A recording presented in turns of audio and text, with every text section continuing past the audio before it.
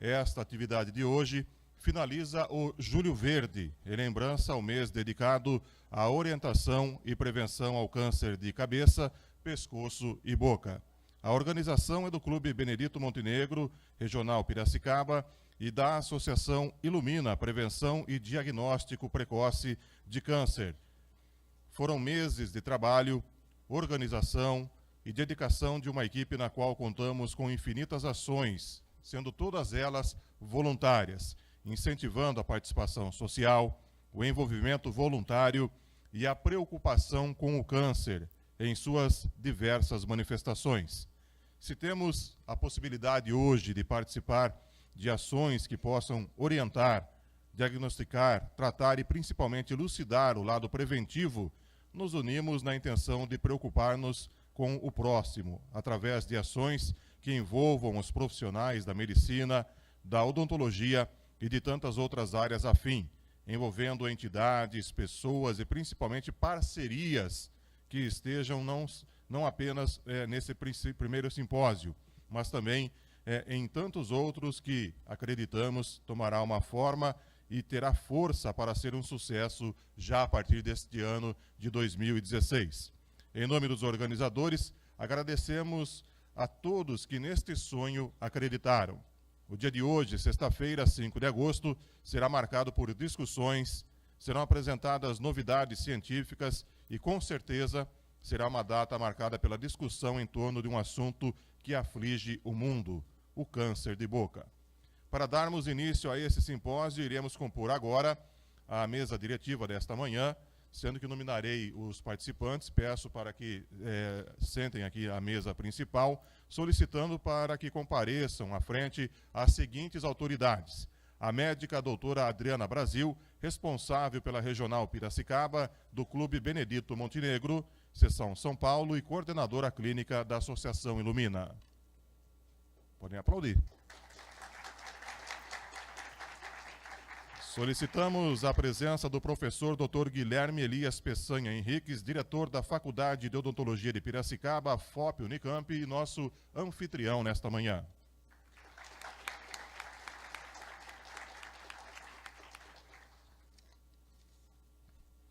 Também solicitamos a presença do Dr. Rodrigo Reis, da Regional Piracicaba, do Clube Benedito Montenegro, e também um dos fundadores da Associação Ilumina de Prevenção e Diagnóstico Precoce do Câncer.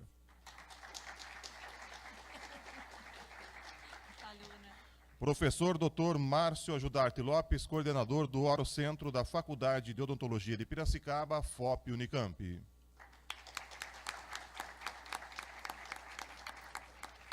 E o Dr. Paulo Maurício Chagas Bruno, diretor do Colégio Brasileiro de Cirurgiões São Paulo e coordenador científico do Clube Benedito Montenegro.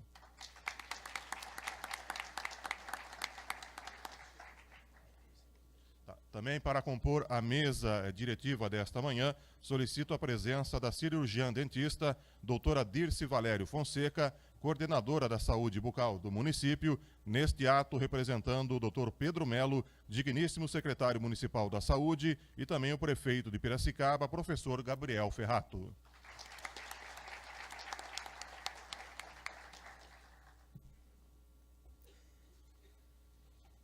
Composta a mesa, eu peço agora que a doutora Adriana Brasil, responsável com certeza pela realização desse evento, para que faça a sua saudação nesta manhã de sexta-feira. Bom dia a todos. A gente está muito emocionado, né, com essa possibilidade que foi aberta. E, em nome do Colégio Brasileiro de Cirurgiões, a Regional Piracicaba, a gente agradece a presença de todos os participantes e, principalmente, a força que nos uniu nessa tarefa. Eu considero que esse simpósio não é simplesmente um simpósio educativo. Ele é o início de um grande movimento da região que une todas as forças das sociedades médicas e das sociedades odontológicas para que consigamos acabar realmente com os tumores avançados de boca. Então, eu cumprimento, em nome do Colégio Brasileiro de Cirurgiões e dos parceiros, o nosso anfitrião, Dr. Guilherme, que realmente abriu o coração da FOP para que a gente conseguisse tornar esse evento um evento de qualidade. E, em nome de todos os nossos colaboradores, eu agradeço à comunidade científica, porque, de fato, a gente conseguiu reunir pessoas que vão agraciar e dar um início a esse movimento. Mas, antes de qualquer coisa, eu acho que é importante ressaltar que a pessoa mais importante desse simpósio é você. É você que veio, saiu sexta-feira de manhã de casa e vai ser realmente tocado por esse movimento, vai voltar para a sua cidade, para a sua casa, para o seu entorno, e vai ser uma ferramenta de transformação.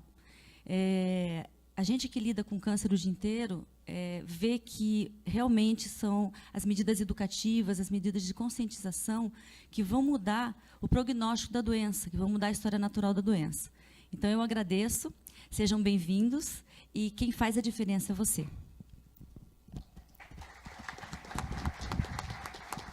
Muito obrigado, doutora Adriana. Eu passo a palavra agora ao professor Dr. Guilherme Elias Peçanha Henriques, diretor da faculdade. Em nome de toda a comissão organizadora, agradecer ao professor pela cessão desse espaço nessa manhã tão bonita. Obrigado, professor. Sejam todos muito bem-vindos. A FOP Unicamp é uma deferência para essa instituição receber um simpósio dessa grandeza. Nesse ano que a Unicamp completa 50 anos, e nós, em 2015, estamos às vésperas da FOP completar 60 anos, em 2017. É um prazer tê-los todos aqui, todas as instituições organizadoras deste magnífico evento. Essa que é uma instituição pública de ensino, de pesquisa, de prestação de serviços à comunidade. É uma honraria ter um simpósio desse, onde assuntos relevantes serão discutidos, e eu tenho certeza do que for transmitido aqui, de alguma maneira, melhorará a saúde da humanidade. Sejam bem-vindos novamente. Muito obrigado.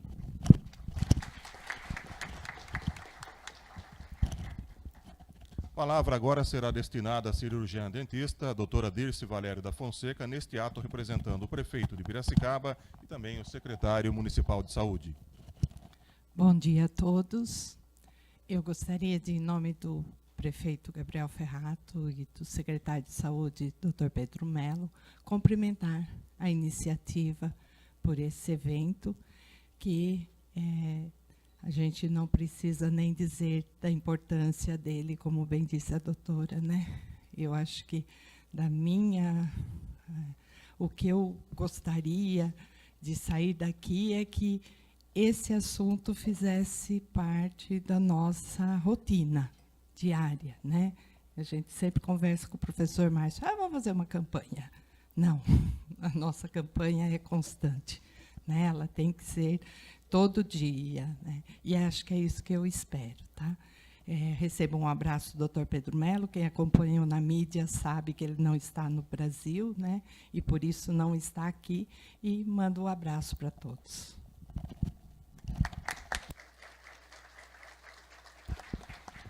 A palavra agora será ocupada pelo Dr.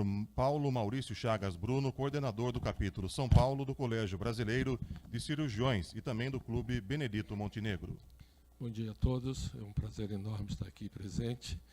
Então, estou aqui em nome do Colégio Brasileiro de Cirurgiões do Estado de São Paulo. Eu sou vice-mestre dessa entidade no Estado, responsável pelo ensino continuado no interior. Queria expressar os meus agradecimentos à professora Adriana Brasil por esse magnífico primeiro simpósio do Clube Benedito Montenegro, que é a prevenção, o diagnóstico e o tratamento do câncer de boca. E devo parabenizá-la pelo magnífico trabalho que tem realizado na região através da Associação Ilumina, desde 2008, não? É um trabalho maravilhoso de atendimento às pessoas carentes, de baixa renda, na prevenção e tratamento do câncer bucal.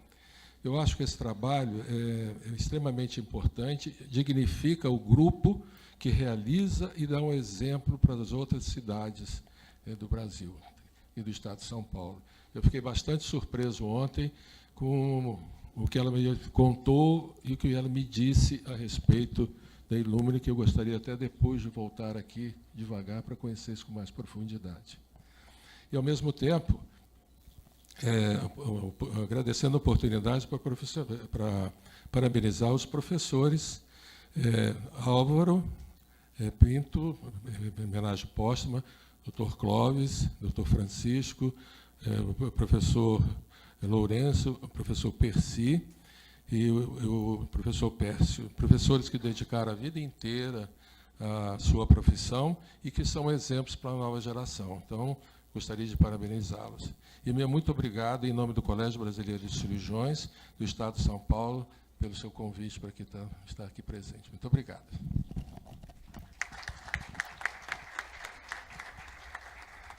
Também para a sua saudação, passamos o microfone ao doutor Rodrigo Reis, que é vice-mestre do CBC Piracicaba e nos anos 2016 a 14, cofundador também do projeto Associação Ilumina, diretor da APM Piracicaba 2011 a 2014 e também cirurgião oncológico. Muito bem, muito obrigado. Eu acho que nada mais precisa ser dito. Eu acho que vamos dar início aos trabalhos. Tudo que tinha que ser dito já foi dito pelos colegas. Só tenho a agradecer de novo a presença de pessoas tão ilustres. Muito obrigado. Finalizando essa saudação, o microfone agora é dirigido ao professor Dr. Márcio Ajudarte Lopes, a quem agradecemos a paciência e dedicação, principalmente nesses últimos dias, né, para que esse evento fosse realizado. O professor é coordenador do Orocentro da FOP Unicamp. Bom dia a todos. Eu gostaria também de desejar boas-vindas. E hoje é um dia muito especial para a gente e, na verdade, eu gostaria somente de agradecer todos que participaram da organização, os parceiros, os colaboradores, e também agradecer a oportunidade de estar participando de um evento como esse. Então, espero que tenham todos um bom dia e que aproveitamos as palestras da melhor maneira possível. Então, bom dia a todos, obrigado mais uma vez pela presença e pela participação. Na sessão protocolar, gostaríamos de registrar a presença e também agradecer essa vinda aqui à FOP das seguintes personalidades: Dr. Francisco Eugênio Loduca, professor Lourenço Bozo, Dr. Armando de Barros, que é o coordenador do Departamento de Cirurgia Bucomaxilofacial da Santa Casa de Piracicaba, doutora Sandra Aparecida Barroso Furlan, presidente da APCD, Associação Paulista de Cirurgiões Dentistas Regional de Piracicaba, Dr. César Schmidt, presidente do SOPRE, Sindicato dos Odontologistas de Piracicaba e da região, Dr. Flávio Gripe, cirurgião de cabeça e pescoço da Faculdade de Ciências Médicas da Unicamp Campinas, Dr. Francisco Chagas, cirurgião de cabeça e pescoço da Faculdade de Medicina da PUC Campinas e diretor do Departamento de Cirurgia do Hospital Mário Gatti Campinas. Obrigado a todos pela presença. E cabe salientar que o evento hoje prossegue, está começando agora, prosseguirá até às 17 horas. As mesas de discussões serão divididas em 4 etapas, será destinada 1 hora de apresentação para cada mesa, seguida de meia hora de discussão. Os palestrantes ocuparão a mesa inicial de forma individual, depois terão 15 minutos para expor seus temas, e ao final retornarão aqui para uma discussão com vocês que compõem o público, na qual destinaremos meia hora de perguntas. O microfone, inclusive, será volante, estará circulando aqui pelo anfiteatro, para que possamos dar sequência assim às perguntas e ao debate de cada assunto pré-disponibilizado. O público que quiser, inclusive, se manifestar, poderá ocupar aqui o microfone que vai circular aqui pela sala. Solicitamos aos professores também, aos presentes, né, que respeitem um horário pré-determinado para que a gente consiga dar sequência assim, conforme a programação pré-determinada. Agora são 8h28, podemos desfazer a mesa para que assim iniciemos as discussões desse dia. Muito obrigado a todos.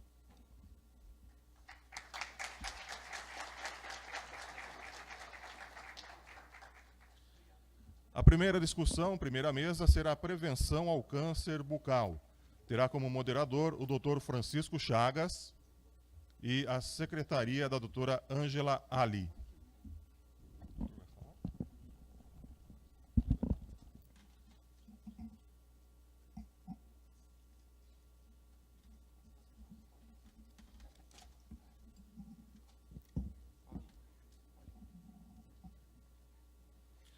O primeiro palestrante, representando a Faculdade de Odontologia de Piracicaba, é o Dr. Alan Roger dos Santos Silva, que falará sobre epidemiologia do câncer no mundo, no Brasil e na região. Solicito ao professor Alan que ocupe, portanto, aqui o microfone à frente, né? E já possa começar assim a sua apresentação. Bom dia a todos. Eu cumprimento inicialmente a comissão organizadora desse evento por literalmente preencher o nosso salão nobre de modo tão bonito, de modo tão homogêneo, e agradeço a oportunidade, especificamente ao professor Márcio Lopes, nesse caso, pelo convite para que pudesse apresentar um pouco da experiência da nossa equipe. Como já foi comentado antecipadamente, as mesas que abrirão o nosso evento são direcionadas para prevenção e diagnóstico de tumores malignos de boca. Então, a minha ideia, como primeiro, é fazer uma breve contextualização do tema, para que depois os meus colegas caracterizem melhor, por experiências de pesquisa individual, a problemática em questão nesta discussão. Bom, só um segundinho, por favor.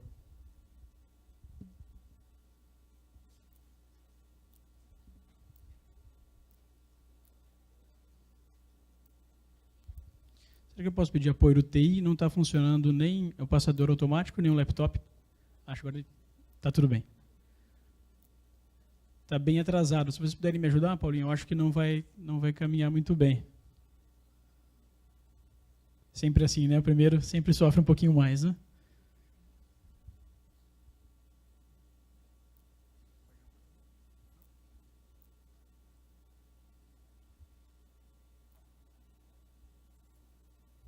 Bom, vamos caminhando então. A ideia inicial é que, do ponto de vista de política em saúde pública, provavelmente o maior desafio da nossa geração seja o impacto do câncer como doença de um modo geral, não estou dizendo aqui câncer de boca especificamente, mas câncer como grupo de doenças na população do mundo todo. Talvez um dos dados mais fidedignos seja o boletim do Globocan, que, embora não seja tão atual, já nos mostra dados bastante impactantes sobre o câncer na população do mundo todo.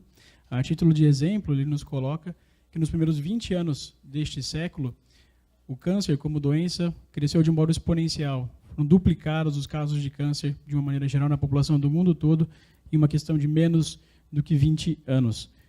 No Brasil, a situação não é menos preocupante. Para ser sincero, nós nos encaixamos dentro daqueles países em desenvolvimento, onde a problemática do câncer é extremamente relevante, do ponto de vista de saúde pública também.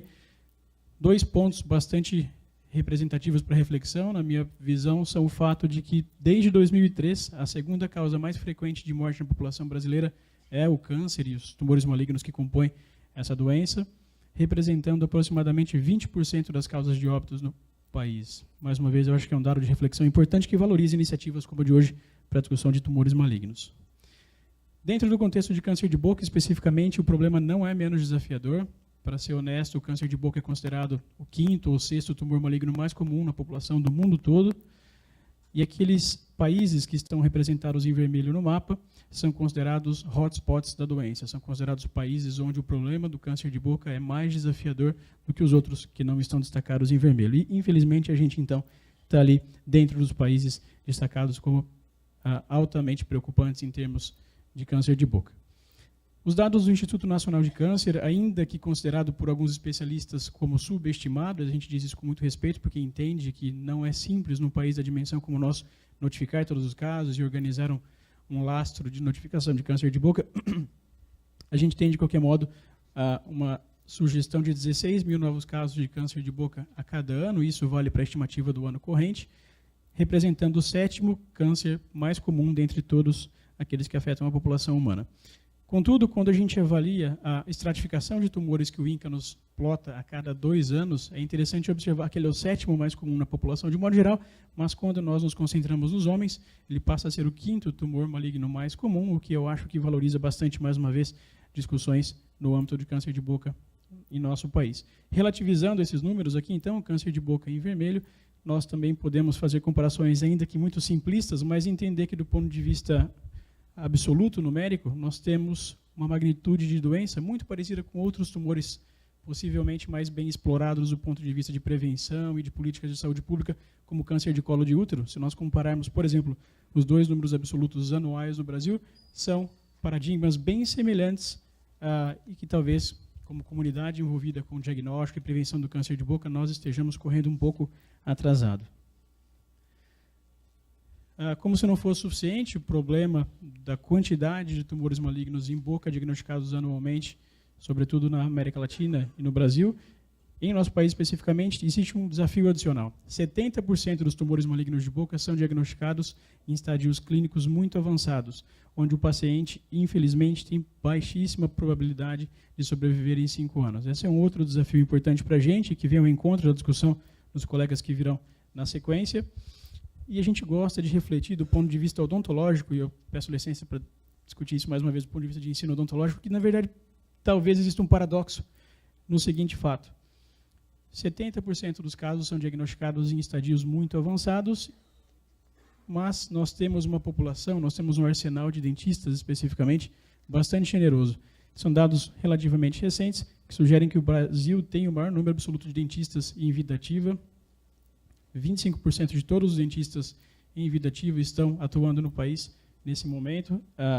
E o fato é que, se nós, como comunidade odontológica, tivéssemos talvez direcionamentos mais precisos, habilidades mais bem estimuladas no sentido de reconhecimento precoce de tumores malignos, nós teríamos potencial para diminuir aquela frequência muito alta de tumores diagnosticados tardiamente. É claro que a gente entende que esse problema é multifatorial. Esses 70% aqui não devem, obviamente, ser atribuídos somente à falta de atividade odontológica. A gente sabe que existem desafios, por exemplo, de acesso a serviços de saúde pública no país. Nós sabemos que os próprios pacientes, de um modo geral, carregam um baixo nível socioeconômico e cultural e costumam reconhecer os sinais da doença também muito tardiamente. É um problema muito complexo, mas essa é uma discussão recorrente em congressos odontológicos da área, sugerindo que nós temos potencial como dentistas para tentar exercitar diagnóstico precoce e melhorar um pouco esse número bastante desfavorável.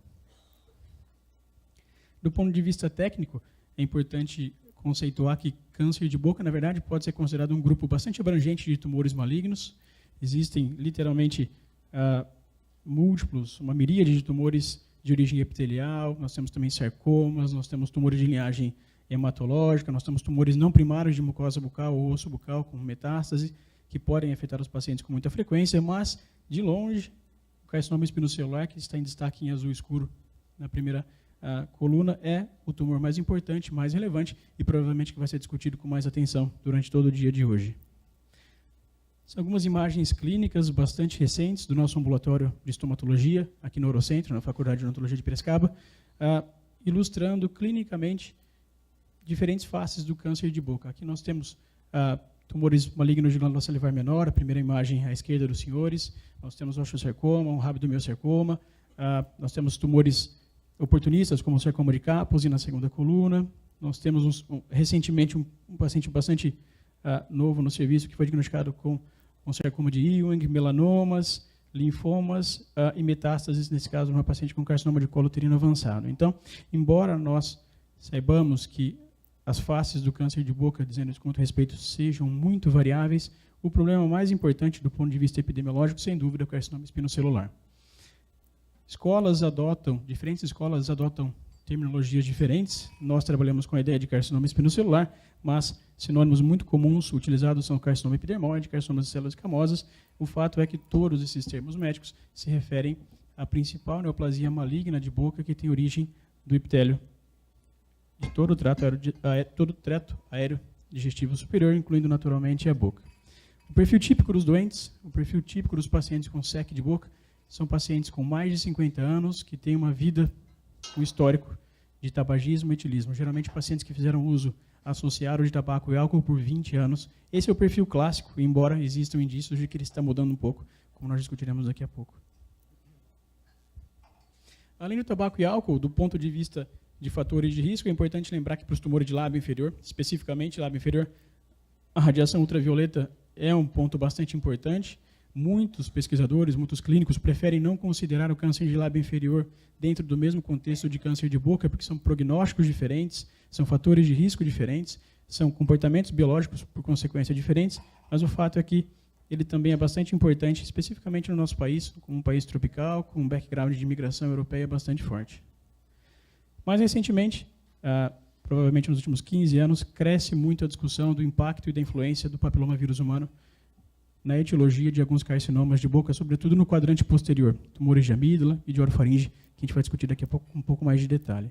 Outras condições ou estados sistêmicos também podem predispor ao risco do carcinoma espinocelular, mas são condições extremamente raras e incomuns, portanto, não serão discutidas em detalhes. Toda mucosa bucal potencialmente está suscetível ao desenvolvimento de carcinomas espinocelulares aos pacientes expostos aos fatores de risco mencionados.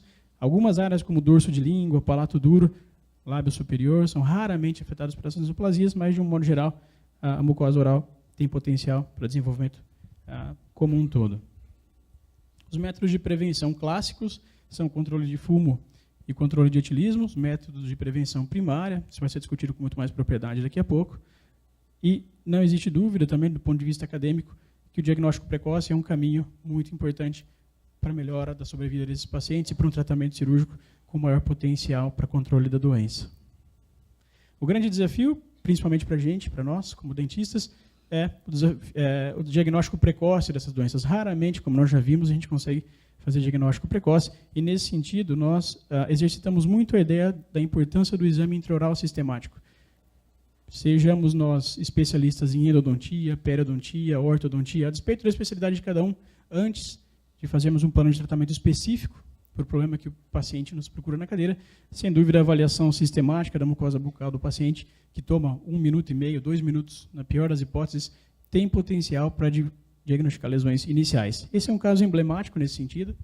É um paciente atendido na triagem odontológica aqui da Faculdade de Odontologia de Piracicaba, que é organizada pela nossa equipe da semiologia, que eu acho que exemplifica bem quão desafiador é diagnosticar um tumor inicial e como o exame intraoral sistemático tem potencial para atingir tumores iniciais e, consequentemente, contribuir para o prognóstico do paciente. Não dá para negar que a gente consegue entender qual que é a queixa principal desse paciente. Ele procurou a faculdade, obviamente, para a reabilitação oral, especificamente desse dente que ele havia perdido há poucas semanas em um acidente, e ele não tinha queixa específica nenhuma em mucosa bucal, ele não referia dor, ele não referia disfagia, um paciente absolutamente preservado de queixas, a não ser a queixa estética e odontológica. Mais uma vez, dentro do serviço de triagem, nós exercitamos bastante do ponto de vista acadêmico, de ensino e transferência para os alunos de graduação, que antes de se preocupar com a reabilitação daquele dente ausente, ele deve avaliar a mucosa bucal do paciente. E o fato é que esse paciente tinha um carcinoma espinocelular de língua, ele tinha um tumor estadiário como um T2, localmente, e a lesão não era óbvia. O paciente, mesmo protruindo toda a língua, eu acredito que é muito difícil conseguir enxergar o tumor que estava em borda lateral de língua, mas tracionando a borda lateral da língua para o lado direito do paciente, nós notávamos aqui um nódulo, uma lesão ulcerada, pequena, como eu já disse, assintomática, e que muda toda a conduta com relação ao paciente. Os cuidados bucais dentários passam a ser secundários. Daqui para frente, então, como esse caso foi confirmado por biópsia e encaminhado para tratamento, serviços de cirurgia cabeça e pescoço da cidade. Então, mais uma vez, é muito desafiador atingir tumores em estágios precoces. E a ideia do exame clínico sistemático é bastante importante. Outro desafio na busca do diagnóstico precoce é que as apresentações clínicas do carcinoma espinocelular também são muito variáveis. Elas têm um espectro de apresentação clínica que podem representar alguns desafios no sentido de mimetizar doenças orais mais simples, como traumas, como infecções orais. Isso pode gerar um atraso no diagnóstico do tumor. Nós temos 2 grandes grupos de apresentação clínica: as lesões potencialmente malignas, que, como o nome diz, não são primariamente tumores, mas nós entendemos que uma porcentagem importante das 2 lesões pré-malignas de boca já são carcinomas espinocelulares do ponto de vista microscópico, já na primeira apresentação, e lesões malignas clássicas, que são aumentos de volume, úlceras, que serão abordadas mais tarde pelo professor Márcio Lopes. Os 2 exemplos mais importantes de lesões pré-malignas em mucosa oral são a leucoplasia. Nós avaliamos aqui 2 casos, então. São manchas brancas, não raspáveis, com potencial de malignização. Embora o potencial de malignização das leucoplasias seja baixo, ou seja, aproximadamente 20% desses pacientes terão lesões transformadas em carcinomas, nós sabemos que já na primeira apresentação, 10% são carcinomas genuínos. Um pouco diferente das eritroplasias, onde 90% dos casos já são tumores incipientes, esses pacientes todos precisam ser biopsiados para que então nós possamos encaminhá-los para tratamento. E esse é o aspecto, infelizmente, mais comum da doença, sobretudo nos ambulatórios de estomatologia, de cirurgia de cabeça e pescoço, tomo a liberdade de dizer, em ambientes públicos. Nós sabemos que, de um modo geral, os pacientes, como nós já vimos, chegam para diagnóstico em momento bastante avançado. Lesões, como nós estamos vendo aqui, ulceradas, destruindo tecido ósseo, gerando mobilidade dental. E aqui sim, nesses casos, naturalmente, gerando dor. Mais uma vez, é uma sequência bastante recente, infelizmente, de casos que procuraram assistência da nossa equipe, no Neurocentro, aqui na FOP. O desafio adicional, mais um desafio, que vai ser abordado pelos colegas certamente daqui para frente, é que esse panorama relativamente monótono, em termos clínicos e de pesquisa, do carcinoma espinocelular de boca nos últimos 20 anos, sofreu um impacto bastante decisivo nesse mesmo tempo, nos últimos 20 anos. Cresce muito a problemática do fato de que o papilomavírus humano tem potencial para gerar tumores malignos em boca, em adição a outros fatores de risco já bem conhecidos. Interessantemente, os pacientes têm um perfil epidemiológico e clínico bastante diferente do que nós vimos até aqui. Esse é um caso considerado clássico. Notem que é um aumento de volume na região de orofaringe, não é uma lesão ulcerada, como os carcinomas espinocelulares clássicos são, gera geralmente também diagnóstico tardio. Um paciente sem os fatores de risco clássicos para carcinoma espinocelular, nunca fumou, nunca bebeu, um paciente considerado jovem para o problema, como nós vimos até aqui. Do ponto de vista microscópico, os tumores mediados por HPV também carregam características bastante peculiares, não são tumores queratinizantes, não são carcinomas espinocelulares da variante convencional, diferentemente disso, são tumores com morfologia semelhante a tumores mais basaloides, nós não enxergamos frontes de queratinização importantes, nós enxergamos muitas vezes com endonecrose, que devem ser associadas, as investigações para confirmação devem ser complementadas por algumas técnicas. Por exemplo, o P16, que não é um marcador muito específico, mas ele tem uma boa sensibilidade para demonstrar a associação com HPV, e um teste específico, que são, por exemplo, as sondas DNA para HPV avaliadas por meio de hibridação in situ nesses tumores. Então, a gente consegue, por meio desse caminho, com respaldo científico, demonstrar que, de fato, existe uma incorporação e, possivelmente, atividade viral que desencadeou este tumor. Um resumo, então, geral, dessa mudança de paradigma, os tumores não queratinizantes relacionados ao HPV são uma realidade, estão com frequência cada vez maior, procurando serviços médicos e odontológicos.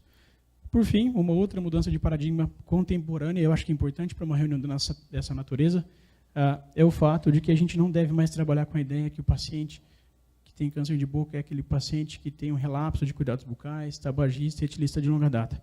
Esse é o perfil que eu me refiro, esse é o perfil, mais uma vez, tradicional da doença. É um paciente, do tempo em que eu atuava junto ao ICESP, um paciente com uma qualidade de higiene bucal muito baixa, etilista e tabagista em grande intensidade, um paciente que consumia mais de 1 litro de bebidas alcoólicas destiladas por dia durante muitos anos.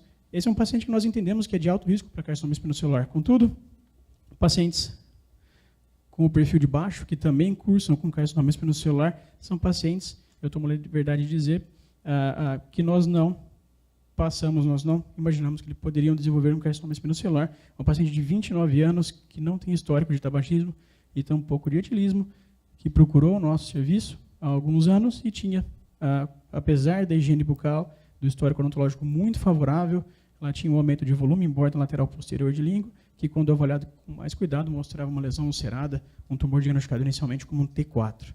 Um paciente insuspeito, eu diria, para esse desafio. O paciente evoluiu mal, infelizmente, a gente sabe que é um dogma central de oncologia, estadiamento clínico avançado. Ele evoluiu mal, infelizmente, a despeito de um tratamento cirúrgico agressivo, ela desenvolveu todas aquelas toxicidades da radioterapia adjuvante, a cirurgia, como hipossalivação, e ela foi a óbito, infelizmente, poucos meses depois do diagnóstico. Professor, o tempo de discussão já se encerrou. Perfeito. Vou terminar agora, então. Concluindo, a gente tem que ter em mente que esses pacientes jovens também são afetados pela doença, nem todos evoluem tão mal. Mais uma vez, como dogma central de oncologia, diagnóstico precoce é sinônimo de um prognóstico mais favorável. A pergunta sempre da literatura é se esses jovens evoluem pior, e o fato é que, em alguns casos, não. Tumor inicial, apenas uma leucoplasia do ponto de vista clínica, biópsia demonstrou um carcinoma espinocelular T1, paciente tratado de modo adequado. Aqui um carcinoma queratinizante. Esses pacientes jovens, não tabagistas e não etilistas com menos de 30 anos têm tumores não associados ao HPV, uma problemática diferente do caso anterior. Tratada, reabilitada por microcirurgia, é uma paciente que está muito bem, é uma paciente, nós temos o consentimento, obviamente, para as fotos desses casos, que está terminando o doutorado na Universidade de Kent, na Inglaterra. Ela fez graduação aqui na cidade, nos procurou no segundo ano de graduação dela. Então, ela enfrentou um desafio muito importante, mas também, durante essa semana, ela se tornou mãe. O bebê dela nasceu na Inglaterra essa semana, e também, então, a ideia é que esses tumores em jovens com aproximadamente 30 anos não são HPV mediados, não são associados a tabaco e fumo, e provavelmente existe uma predisposição genética para que isso aconteça. Nossa equipe é pioneira nesse sentido. São 3 estudos de carcinoma de boca em jovens, a nossa equipe. A primeira série nacional, o primeiro estudo multicêntrico internacional, demonstrando que possivelmente seja uma doença nova, que nós todos, na medida do possível, precisamos compreender um pouco mais quais são os fatores de risco para ela. Os casos continuam aparecendo, não são casos isolados. Infelizmente, jovens com câncer de boca, a princípio, são uma realidade para todos nós. E, para concluir, peço desculpa por ter estourado o tempo, as mensagens finais que ficam para a discussão dos próximos colegas são que o nosso desafio é que os aspectos clínicos são muito variados, a prevenção e o diagnóstico precoce, a princípio, são as principais maneiras para contribuir para a sobrevida desses pacientes e para uma qualidade de vida pós-tratamento mais adequada. E, do ponto de vista odontológico, certamente, o exame intraoral sistemático é uma das ferramentas que mais tem potencial para contribuir para esses pacientes. Que nós possamos hoje, então, sair daqui transbordando de ideias novas, de motivação para trabalhar. E, mais uma vez, eu agradeço a possibilidade de participação nesse evento. Bom dia a todos.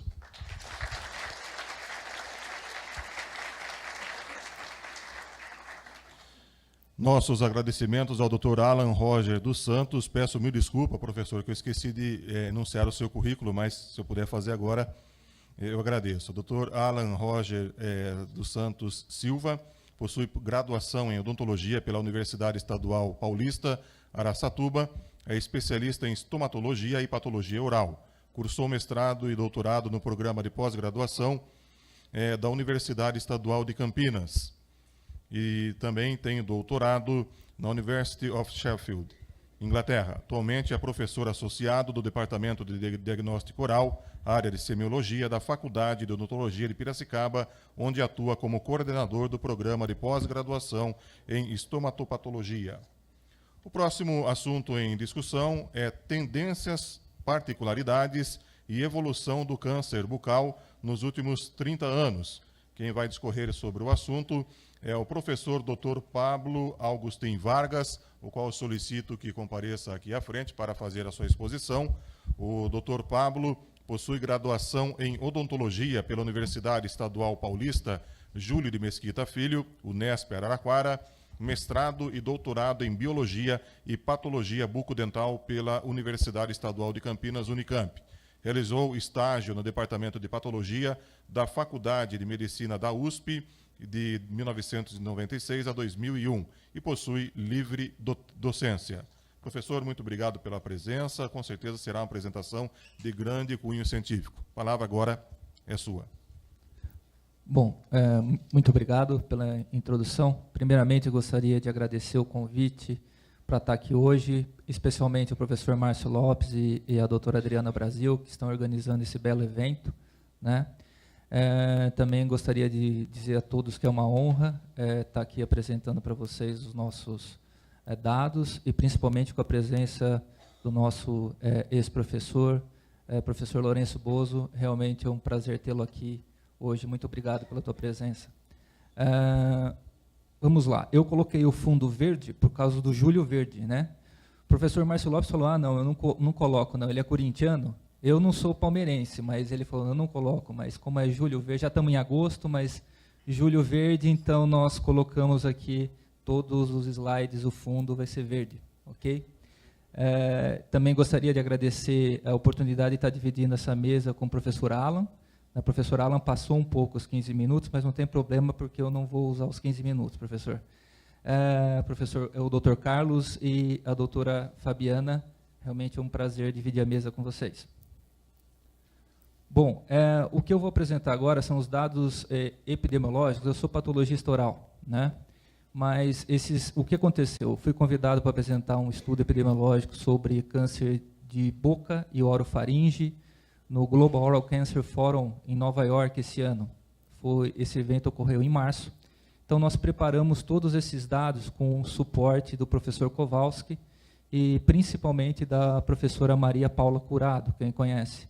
Maria Paula Curado realmente é uma das melhores epidemiologistas do mundo, Ela trabalhou há muito tempo na França, no IARC, e hoje ela está trabalhando aqui no AC Camargo. Então, nós tivemos todo esse suporte para apresentar esses dados. Então, os dados que eu vou passar para vocês aqui foram os dados que nós levantamos nos bancos de dados internacionais e nacionais sobre o câncer de boca e de orofaringe na América do Sul, né? Lógico, com enfoque especial no Brasil, tá bom? Então, por isso que os slides estão na língua inglesa, mas eu sei que todos podem acompanhar. Então, basicamente, levantando, se você for ver, na América do Sul, nós temos um pouco mais que 412 milhões de habitantes.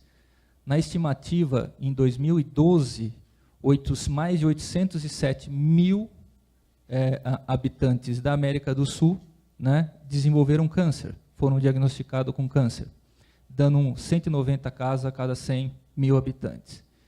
Desses, 439.506 morreram de câncer de uma forma geral, né, dando uma média de 101 casos por 100 mil habitantes. Então, a proporção de mortes por câncer na América do Sul foi em torno de 54%, quer dizer, um índice muito alto, mas câncer de uma maneira geral. Nós coletamos os dados desses países que estão circundados aqui na América do Sul. Alguns países nós nem conseguimos encontrar os dados, né? Isso foi uma das dificuldades que nós tivemos tentando trabalhar com os dados da América do Sul. Quando nós estudamos só o câncer de cavidade oral, o que nós encontramos em 2012? 15.868 casos foram diagnosticados com câncer oral na América do Sul, sendo dando uma média de 3,8 casos por 100 mil habitantes.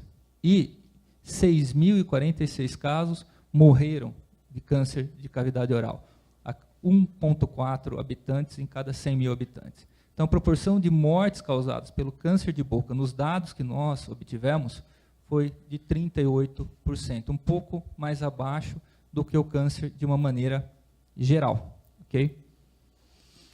Então, o que nós tivemos? Só fiz esse preâmbulo para mostrar os números gerais que nós encontramos na América do Sul.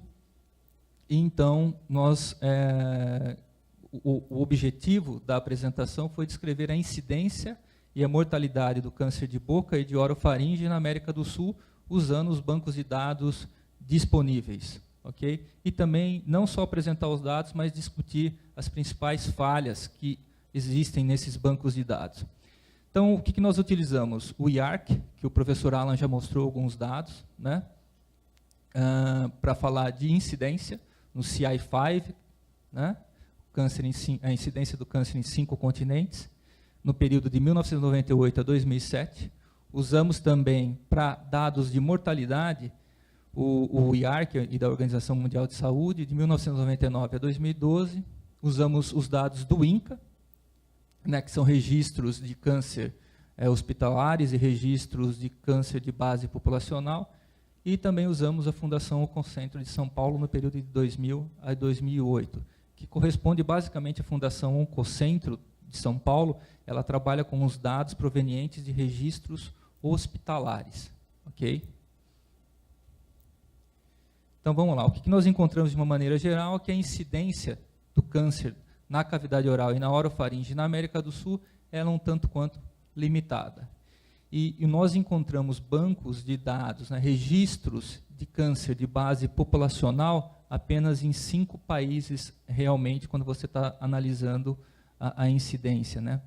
E não há um banco, um registro de câncer de populacional nacional na América do Sul. Então, quando você olha a incidência do câncer de cavidade oral e orofaringe na América do Sul, nós observamos que o local que tem a maior incidência de câncer é o Brasil, como o próprio professor Alan já mostrou, e principalmente a cidade de São Paulo, tanto para o câncer de orofaringe quanto de cavidade oral, tanto para homens quanto para mulheres. Okay? Quando você trabalha com o nível de mortalidade, as taxas de mortalidade por câncer, aqui é interessante, que a gente associou câncer de lábio, cavidade oral e faringe, para homens na América do Sul. O que nós encontramos? Que o Brasil tem a maior incidência no período de 1999 até 2012, né, seguidos pelo Uruguai e Argentina. É importante salientar que a maior parte desses bancos de dados você não consegue diferenciar se é de orofaringe, se é de cavidade oral ou lábio. Então, nós unimos. Então, é uma falha do que é apresentado dentro desses bancos de dados que estão disponíveis pelo IARC e pela Organização Mundial da Saúde. Quando você olha esse mesmo gráfico, só que agora em mulheres, você percebe que o nível é bem menor de incidência e de mortalidade, principalmente de mortalidade nas mulheres, mas o Brasil, de novo, entre todos os países, é o que mais se destaca com a maior taxa de mortalidade para mulheres. Se você olha as tendências de mortalidade, tanto para homens quanto para mulheres, se você for ver para homens de uma maneira geral, nesse período de 1999 a 2012, houve um decréscimo na taxa de mortalidade, segundo esses dados, de 2,5, enquanto para mulheres houve um aumento no Brasil e no Peru e uma diminuição considerável na Colômbia. Aqui mostrando dos bancos de dados de todos os países onde nós encontramos registros de câncer de base populacional, Argentina, Brasil, Chile, Colômbia, Equador, registros de câncer hospitalares no Brasil, né, no estado de São Paulo. Os dados estavam disponíveis online e os últimos anos que eles estavam disponíveis. Realmente mostra que vários países ainda não apresentam esses dados de forma confiável. Né. Esse é outro, eu acho que é bastante interessante, que a proporção de causas de mortes indefinidas na população. Né. Então, o índice, para vocês entenderem, a Argentina apresentou maior proporção nas causas de mortes, causas indefinidas, 22%. E o Peru a mais baixa, 5%. O Brasil ficou com 12%. O que isso indica? Se você tem 22% de causas de morte indefinidas, significa, talvez, para os epidemiologistas, que alguns casos de câncer de boca ou de orofaringe não estão sendo diagnosticados adequadamente. O paciente pode estar indo a óbito, mas isso não está sendo. Então, quanto mais alta essa proporção, talvez menos cuidadosa foi a autópsia, menos cuidadosa foi a avaliação nesses pacientes. Analisando agora apenas o Brasil, agora vamos focar apenas no Brasil. Se você puxar os dados do INCA, de 2000 a 2010, é algo já bem sabido, né? Tanto para a cavidade oral quanto para a orofaringe. Sudeste, Nordeste e Sul são as regiões mais acometidas, né, por essas lesões de câncer de boca e câncer de orofaringe. Havendo uma pequena mudança aqui, mas bem discreta, no orofaringe, onde a Sul passa o Nordeste. Né? E Centro-Oeste e Norte, muito próximo, entre 2% e 3%. Né? Isso são os dados presentes no INCA. Agora, nós vamos falar da FOSP, né, da Fundação Oncocentro, no estado de São Paulo. Quando nós puxamos os casos de distribuição de câncer de orofaringe e cavidade oral baseado no gênero, o que nós encontramos?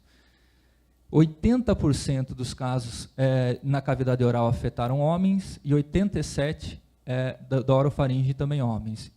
E 20% na cavidade oral em mulheres e 12,3% na orofaringe de mulheres. Isso mostra basicamente que a cada 10 pacientes com câncer de boca, 8 são homens e 2 são mulheres no estado de São Paulo, baseado nos registros hospitalares, que são em torno, acho que, de 70 hospitais, ou um pouquinho mais, não estou lembrado ao certo, que enviam esses dados para a Fundação Oncocentro.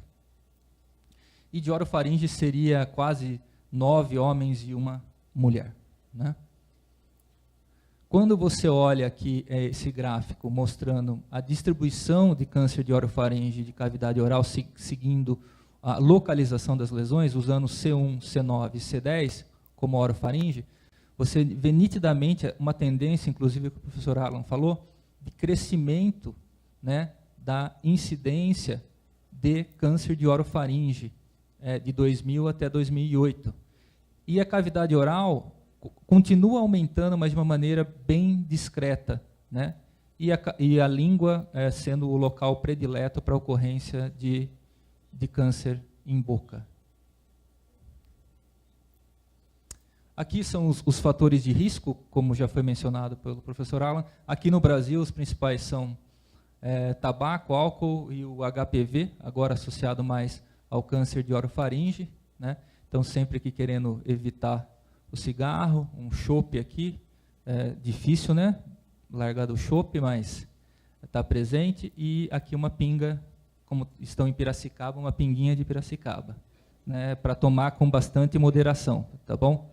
Principalmente, eu acho que os palestrantes vão ganhar uma pinguinha, pelo que eu estou sabendo. Então, é para beber com bastante moderação, é só uma dosezinha. Ainda, eu esqueci de mostrar aqui dois dados que eu julgo importantes, que estão no paper, sobre o estadiamento. Basicamente, o professor Alan já falou. Nós fizemos o estágio clínico também dos dados da FOSP, do estado de São Paulo.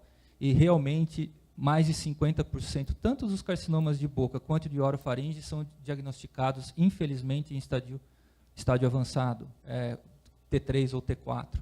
Então, realmente, esse é um grande desafio de todos que lidam com câncer de boca ou orofaringe. E é curioso, o de orofaringe foi até um pouco maior do que o câncer de boca, o estadio. Provavelmente pela dificuldade de se fazer o diagnóstico, por ser em região mais posterior de boca, ou simplesmente para os pacientes não procurarem o atendimento no momento correto, né? E o outro dado interessante de pacientes jovens, professor Alan, nós temos esse dado também no artigo, onde 5% dos pacientes com câncer de boca, segundo a FOSP, são jovens, isto é, abaixo de 40 anos, muito jovens, e também de orofaringe em torno de 4,1%. Também é muito interessante, porque se você for ler a literatura, você vê que tem uma maior tendência do câncer de orofaringe a atingir pacientes mais jovens, tá bom? Então, as conclusões são a incidência do câncer de boca, o país que tem maior incidência na América do Sul é o Brasil, né? De uma forma geral, no trabalho, nos dados que nós tivemos, você tem um decréscimo de 2,5 na taxa de mortalidade de uma maneira geral, na América do Sul, excluindo o Brasil, né? E para mulheres, se você olhar em mulheres, houve um decréscimo na Colômbia. Talvez nós precisamos visitar a Colômbia e entender o que está acontecendo lá. Eles estão melhores do que nós, e aumentou no Brasil e no Peru. Quais são as falhas que nós encontramos nesse trabalho, né? Que é muito difícil você encontrar dados confiáveis, né? Não existe dados de incidência em base populacional amplo na América do Sul. Não existe. Existe. No Brasil, existem algumas cidades que são tidas como de base populacional, né? Outro problema que foi a maior parte dos bancos de dados, eles agregam os locais como faringe, cavidade oral e lábio. Por isso, nós acreditamos que a informação sobre incidência está subestimada, né? Devido a essa falta de registros de câncer de base populacional em todos os países.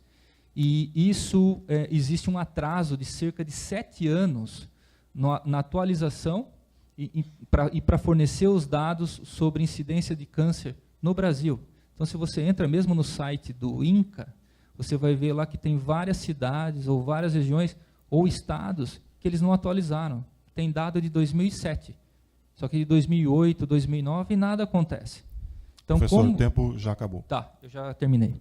Como que você vai trabalhar isso, né? Como que você vai trabalhar isso? Você tem, então, que criar estratégias de políticas públicas em dados confiáveis. Então, não acontece nada. Se nenhum hospital, se ninguém for lá e não atualizar no INCA, todo mundo continua recebendo o SUS. Né? Não acontece nada. Então, como que você vai apresentar o trabalho, vai ter dados mais precisos, se o banco de dados ele não é atualizado constantemente, né? O atraso que os americanos aceitam é em torno de 1 ano e meio. Nós estamos aí com 7 anos. Então, acho que nós precisamos publicar relatos de casos, de case series do Estado, porque tem casos que não entram no ambiente hospitalar, né? Ou só vão para a radioterapia e muitas vezes não são informados para esse banco de dados. Aqui é o artigo, quem quiser ler depois, ele está saindo publicado no Translational Research Oral College, né? Nós temos disponível. E agradecer principalmente a equipe que trabalhou, o Felipe, que é meu aluno de pós-doc, a Débora, que está na Inglaterra agora, fazendo doutorado de sanduíche, a doutora Maria Paula Curado, o Diego e o professor Kowalski, que não estava lá no momento para foto, eu só coloquei a foto dele aí fazendo uma montagem. Então, muito obrigado.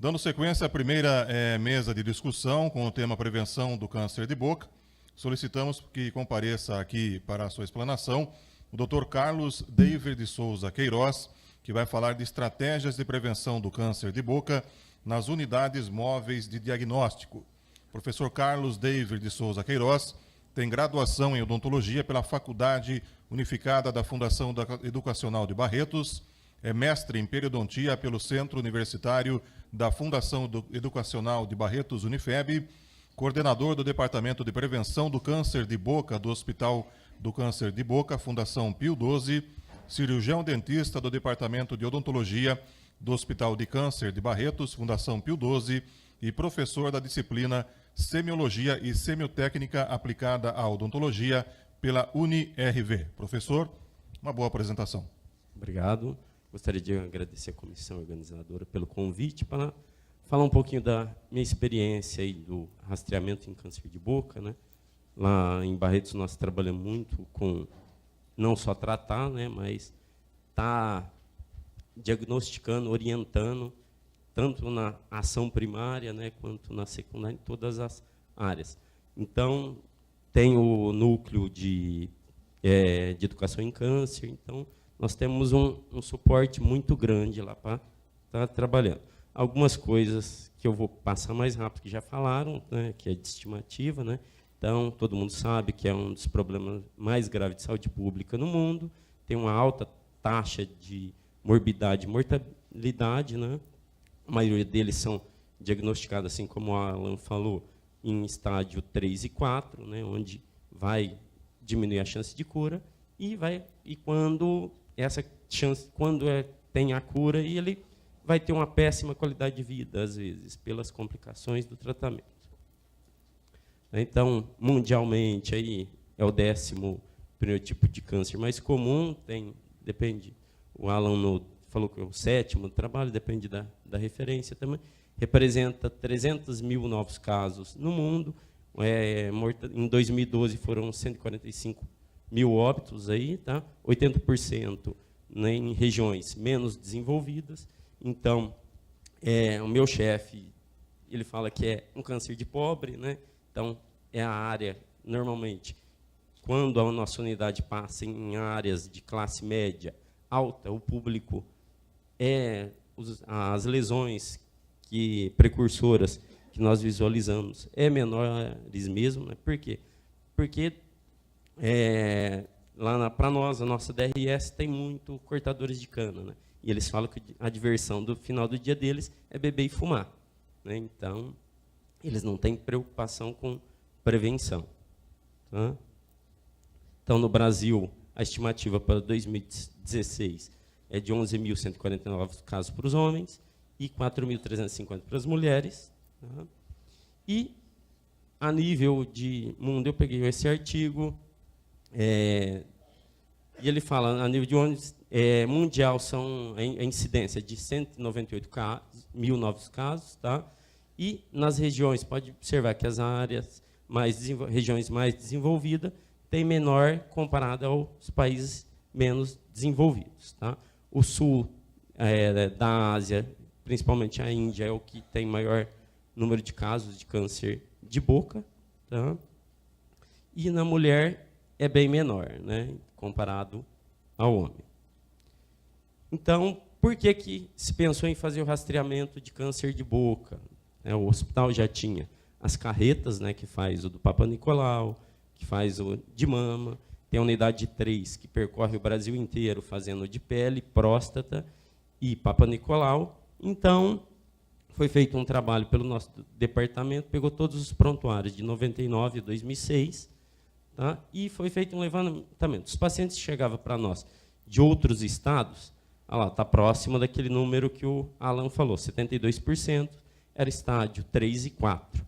Tá? Do estado de São Paulo, que chegava para nós, também estavam bem próximo dos 70%, que ele falou, estágio 3 e 4. E por que na nossa DRS estava quase igual? Porque até 2008, quando foi esse trabalho, o departamento de odontologia fazia essa parte de prevenção na nossa regional. Então, tinha prevenção, tinha o departamento de odontologia e tinha a faculdade também que fazia, que o nosso chefe também é o responsável pela disciplina de diagnóstico bucal lá da faculdade. Então, o que fazia? Fazia na regional essa capacitação nos cirurgiões dentistas da regional. A partir de 2008, aumentou isso aqui de novo. Por quê? Com a mudança no hospital, o departamento não podia fazer mais diagnóstico, né? Ele só tinha um caráter de tratamento. Então, como aumentou depois, ó, deixa eu ver aqui, isso. Então, esse é um gráfico de 2012, ó, viu que aumentou a incidência aí do T3 e T4 acima de 50% da nossa regional. Tá? Porque não parou de orientar, tá? Parou de buscar. Então, aí optaram, já que era muito efetivo no rastreamento de mama, na regional de Papa Nicolau, resolveram fazer uma unidade móvel, né? Então, eu comecei no departamento em 2014, tinha uma outra cirurgiã dentista que ficou, mas o projeto não evoluiu. Eu tenho 12 anos de hospital já, eu só ficava no departamento de odonto por 10 anos. Aí, em 2014, eu comecei. Então, houve uma repaginada no projeto todo, né? Então, nós implantamos um programa de prevenção, tá? Em rastreamento e busca ativa na população de alto risco. Então, homens e mulheres acima de 40 anos que sejam consumidores de bebida alcoólica e que sejam tabagistas, tá? Para orientar, tá? Motivar a cessação do hábito, tanto de fumar ou de beber, tá? E acompanhar esses que têm lesões precursoras. Quem que é o grande parceiro nosso, né? Então, a metodologia, então, como eu falei, homens e mulheres acima de 40 anos que fumam ou bebam, consumidores, quem bebeu ou fumou até 10 anos também nós rastreamos, tá? Acompanhamos, tá? E indivíduos que têm algum sinal ou sintoma, alguma lesão em boca, acaba avaliando também para não descartar. Tá? Então, o trabalho é realizado só na nossa regional, na DRS 5, né? Antiga DIR 9. Então, ele absorve 18 municípios. Esses 18 municípios são visitados anualmente. Tá? Então, nós temos um agendamento que começa no final de janeiro e vai até dezembro. Então, normalmente, a carreta percorre essa regional inteirinha. Então, atualmente, nós estamos finalizando Olímpia e já parte para a próxima cidade no próximo mês. E, para nós, aqui, a única cidade que não percorre o rastreamento com unidades móveis é Barretos. Tá? Barretos está começando de mama e papo algumas áreas, mas é a pior área de cobertura nossa. Nós temos o prédio, que é a trem de lá, mas o paciente não vai e também o município não encaminha.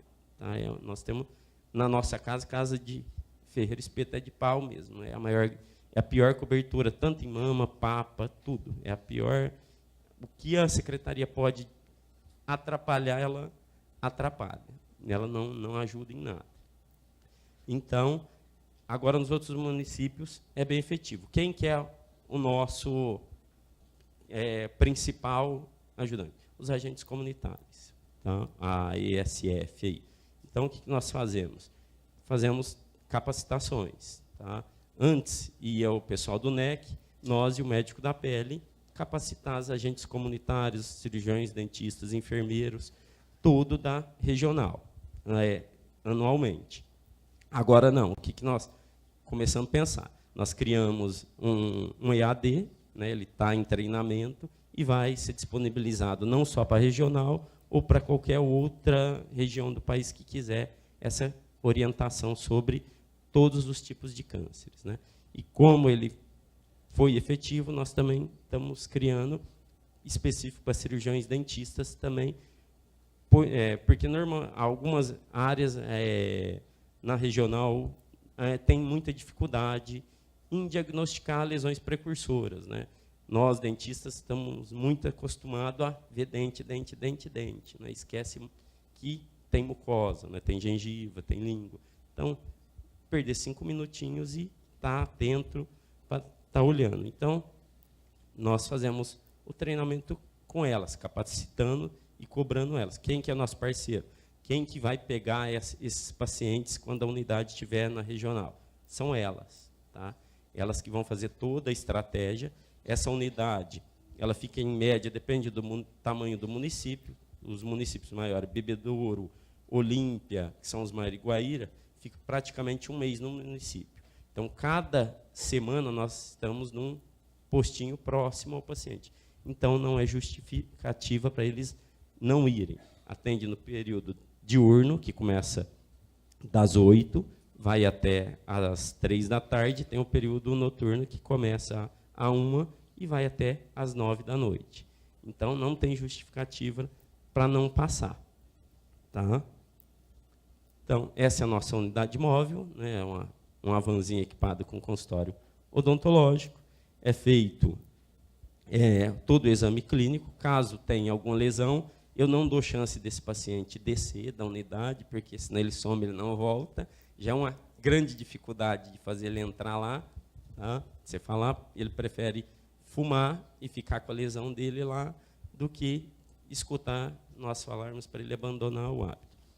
Então, muitos eles têm, o senhor fuma? Ah, bebo socialmente. Aí alguns eu brinco, falo, o senhor bebe de terno e gravata, né? Só se social para mim é isso. E muitos, às vezes, tem paciente que 9 horas da manhã entra já ruim, calibrado já, e ele bebe pouco, né? Não tem vício, não, mas 9 horas da manhã ele está ruim. Então, ninguém admite que bebe, tá? Ou bebe por esporte. Então, tem muito isso de short e tênis também. Então, a gente brinca muito com eles. Então, nós conseguimos muito uma demanda, né? Então, depende muito do município. Tem município nosso que é perfeita a cobertura também. Tem município que não colabora em nada. Aí tem a funcionária nossa que tem que sair para fazer buscativa junto com as agentes. Tá? Então, é a unidade móvel, né? Então, o exame bucal, e nós lançamos mão do Velescope. Tá? Nós vamos entrar agora numa nova linha de pesquisa também, que é associar o Velescope, aí o HRME, né? O HRME, que já é utilizado no colo de útero. A Fabiana vai falar melhor dele. Então, vai ser a próxima etapa nossa pesquisar. HPV, então nós vamos fazer um painel, a Fabiana vai estar falando melhor. Então, aqui a experiência, o Velescope, ele vai através da autofluorescência. Então, é uma luz verde, né, ou azul. Então, você coloca onde ficou verde, está normal, ela não perdeu fluorescência, né? Então, já nas áreas que tem então, uma lesãozinha, né, com o Velescope, ela fica escura. Então, onde tem essas áreas escuras, houve perda de fluorescência por causa da angiogênese, né? Então, essa é uma lesão, ela pode ser uma displasia, e quanto mais escuro, né, quanto maior a perca de fluorescência, maior é o risco de ser uma lesão cancerizada. Então, foi biopsiado e deu um carcinoma dermoide bem diferenciado, invasivo. Tá? Não, mas essa aqui estava fácil de ver, né? Então, eu vou mostrar outra. Eu peguei alguns casos, né? Então, ó, uma eritroleucoplasia. Então, ele não é para diagnosticar, ele me orienta a melhor área, às vezes, para estar tirando um fragmento em uma biópsia, né? Então, áreas mais escuras, tá? Eu biopsiei e deu um carcinoma in situ focal. Então, às vezes, a olho rápido, às vezes você não consegue visualizar. O HRME, que ele vai me ajudar? Também, o microendoscópio, ele vai pontuar a melhor área que já tem um grau de displasia, né? Então, ele vai comparar essa efetividade do olho nu com o aparelho. Então, aqui são alguns casos, eu coloquei alguns casos que a gente encontra na nossa regional, né? Tem os avançados também, de início tinha muito avançado, estamos conseguindo mudar com a orientação. Tá? Tem esse paciente aqui, é mais fácil de falar, onde ele não tinha lesões esbranquiçadas, né? Esse paciente nunca fumou, nunca bebeu, mas ele tinha leucoplasia na língua toda, em mucosa jugal, rebordo gengival, todo. Operou, não sabe, já foi operado umas 6 vezes. Tá? E já recidivou de novo. Ele tem fazer uma mandibulectomia aí, porque já recidivou novamente. Então, ele tem um prognóstico péssimo. Então, é muito comum. Então, o paciente, quando tem essas lesões, nós removemos e acompanhamos por um tempo esses pacientes. Tá? Então, aqui um pouquinho dos números, né? Em 2014, quando eu comecei, usando fixa imóvel, atendi 1.830 pacientes, né? Realizei 61 biópsias, tive 18 casos positivos, está próximo do 1% aí. Né? Já em 2015, eu consegui atender um pouco mais, de conscientizando a população. Então, atendi 3.292, o número de biópsias foram bem próximos, né? E eu consegui diagnosticar aí 33 casos. Né? Nos 2 anos foram 51 casos, está próximo de 1%. Tá? As potencialmente cancerizáveis, nesses 2 anos, 2014, 36, em 2015, 25 casos, e as outras foram todas benignas. Tá? E aqui o estadio de todas essas. Então, dos 18 de 2014, 11% foram carcinomas in situ, né? Estágio 1 foram 7 casos, 38%, estágio 2 5 pacientes, 27%, e estágio 4, 22%. Então, já em 2015, conseguimos melhorar um pouquinho mais. Esse ano eu não consegui tabular os dados ainda, mas diminuiu esse diagnóstico T4 para mim, estão vindo mais precocemente. Então, está sendo efetivo. Então, nós temos que passar informação. Como falaram na composição da mesa, a prevenção ela tem que ser feita diariamente, não em momentos, né? Porque você vai pegar uma população específica. Então, nós temos que mapear essas áreas, né? Pegar os altos riscos. Os artigos todos que nós lemos, aí não compensa fazer rastreamento para a população geral, como é feito na faixa etária da mama, do Papa Nicolau. Mas em alto risco, sim. Aqueles que Doutor, acabou o tempo. Já. Consumidores de bebida alcoólica. Tá? E, então, o programa de rastreamento ele é importante para orientar a população à cessação do cigarro e o diagnóstico precoce. Prontinho.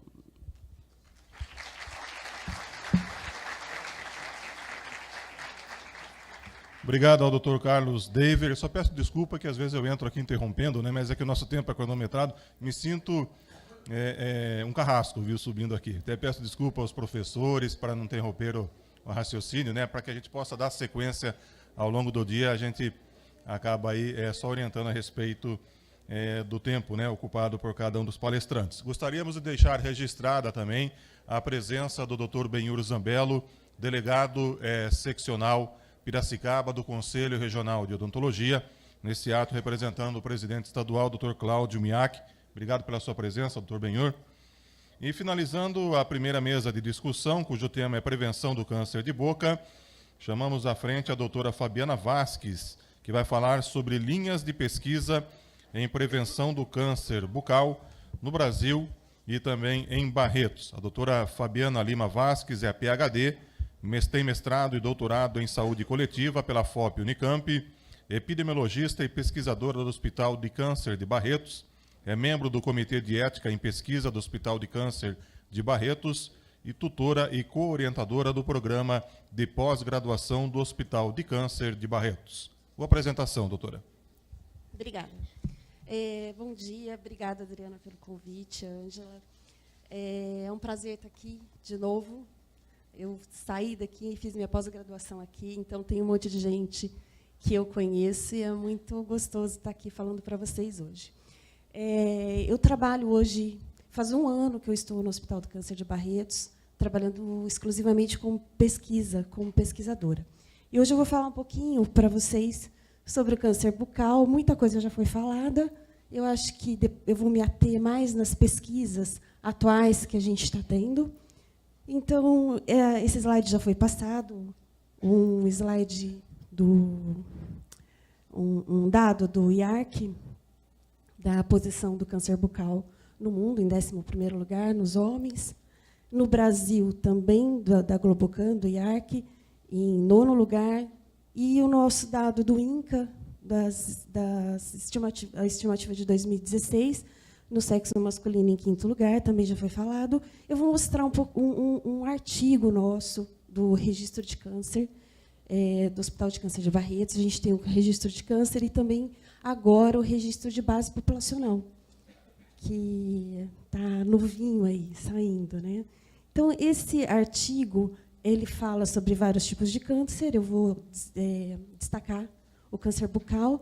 Então, ele é mais prevalente no sexo masculino, pessoas com mais de 60 anos, e o estadiamento, como já foi dito várias vezes, sempre avançado. Aqui é interessante a gente ver os tipos de tratamento do estadio no in situ até o estadiamento 4, os pacientes que fazem cirurgia, quimioterapia, radioterapia, outras terapias, a gente percebe que o paciente de estadio 4 também, ele é o paciente que mais trata e é o que menos, um prognóstico pior, com uma sobrevida pior. A sobrevida em 5 anos, a sobrevida específica do câncer bucal é de 45,9% dos casos. Aqui, a sobrevida em relação ao estadiamento, a gente percebe que o estadiamento 1 é bem melhor a sobrevida do que o estadiamento 4. A sobrevida é bem baixa nesses casos. E agora, vamos entrar direto na pesquisa, porque eu não posso perder tempo. É muito bacana fazer pesquisa no Hospital do Câncer de Barretos. Então, vou fazer propaganda. A gente também tem pós-graduação lá, mestrado, doutorado, pós-doutorado. Nós temos um biobanco, é um biobanco com o maior número de amostras para pesquisa da América Latina. Nós temos um escritório de projetos que cuida dos fomentos e de tudo que a gente precisa, de relatórios, de FAPESP, de submissão de projetos. O registro hospitalar, e agora com o registro de base populacional, o CEPOM, que é o Centro de Pesquisa em Oncologia Molecular, e a UPC, que é de pesquisa clínica, e o NAP, que é o Núcleo de Apoio ao Pesquisador, que é o CEL dos pesquisadores lá em Barretos. Então, o NAP é o Núcleo de Apoio ao Pesquisador, ele é composto pelo NEB, que é o Núcleo de Epidemiologia e Bioestatística. Então, a gente tem 3 estatísticos, tem gerenciadores de banco de dados, digitadores. Então, o pesquisador chega, ele tem um estatístico que faz o cálculo amostral para ele, que faz a estatística que vai ser usada no trabalho dele. Quando ele coleta os dados, ele leva as fichas lá, e tem quem digite essas fichas para ele, que faça o banco de dados. Então, é muito bom. Nós temos coordenadoria de pesquisa, são coordenadoras de pesquisa, geralmente são enfermeiras ou biomédicas. Então, elas fazem toda a parte regulatória, de CEP, de documento, de assinaturas, e elas fazem também todo o recrutamento dos pacientes. Então, elas recrutam os pacientes nos ambulatórios, elas coletam sangue, urina, material, elas entram no centro cirúrgico para pegar tecido, peça, o que vai ser usado na pesquisa, para colocar no biobanco ou no biorepositório. Então, isso facilita muito o trabalho do pesquisador. E nós temos tutores, eu sou uma tutora, né? Então, quando a gente tem aluno de iniciação científica, nós temos, no hospital, a residência multiprofissional, eles fazem um trabalho de conclusão de curso, então a gente orienta, e tem o pessoal administrativo. Falar um pouquinho sobre as pesquisas que estão correndo agora no hospital. O ano passado nós recebemos um fomento muito grande do Ministério Público do Trabalho. A Shell BASF pagou uma indenização enorme para os trabalhadores expostos. É uma fábrica de agrotóxico que funcionou em Paulínia de 74 a 2002. Teve contaminação de solo, de ambiente, e mais de 20 óbitos confirmados de câncer provocado por exposição ocupacional. E o hospital entrou com um projeto e foi beneficiado ano passado, recebeu parte desses 200 milhões. Uma parte desse dinheiro foi destinada à pesquisa no hospital, pesquisa para câncer ocupacional e prevenção do câncer. Então, agora eu vou falar sobre os projetos de câncer que a gente tem agora lá. O Carlos já falou um pouquinho, né? O rastreio de lesões orais precursoras de câncer, integração estratégica e recursos metodológicos. Então, o objetivo desse trabalho é rastrear as lesões da cavidade oral em uma população de 6.500 pessoas, que é dado do nosso Departamento de Prevenção. Na DRS-5, que são 18 cidades, identificar o perfil mutacional nos pacientes com e sem câncer e também coletar a coleta de saliva para pesquisa molecular de HPV. Então, o trabalho, nós vamos fazer o diagnóstico com o Velscope, comparar com o diagnóstico clínico. Nós vamos fazer um perfil de mutações genéticas com painel OncoE6. Alan, depois a gente precisa conversar. Nós temos 100 testes comprados da Medley e nós não estamos com tudo isso de caso, e os casos de jovens, eu acho que seria muito interessante a gente fazer uma parceria. Nós vamos pesquisar também as alterações epigenéticas de acetilação e metilação, acetilação de estonas H3 e H4, e o HPV com COBAS. Nós temos o COBAS lá no hospital, identificar HPV 16, 18 e outros de alto risco, mais 14 de alto risco. Então, os critérios de inclusão também não vão me deter muito, o Carlos já é mais ou menos o mesmo que o Carlos já faz, né? São homens e mulheres acima de 40 anos, fumantes, etilistas, ou com lesões na cavidade oral, e que assinem o TCLE. O cálculo amostral nosso baseou-se na literatura e nos casos nossos da prevenção. Então, são dados também que o Carlos já apresentou, que a gente achou aqui. Então, a nossa amostra vai ser de 64 casos e 128 controles. E não vai ser necessária a inclusão de 6.000, a gente rastrear 6.584 pessoas. Um outro trabalho que a gente está fazendo é o uso da imagem óptica em tempo real no rastreamento de câncer bucal, um estudo de validação.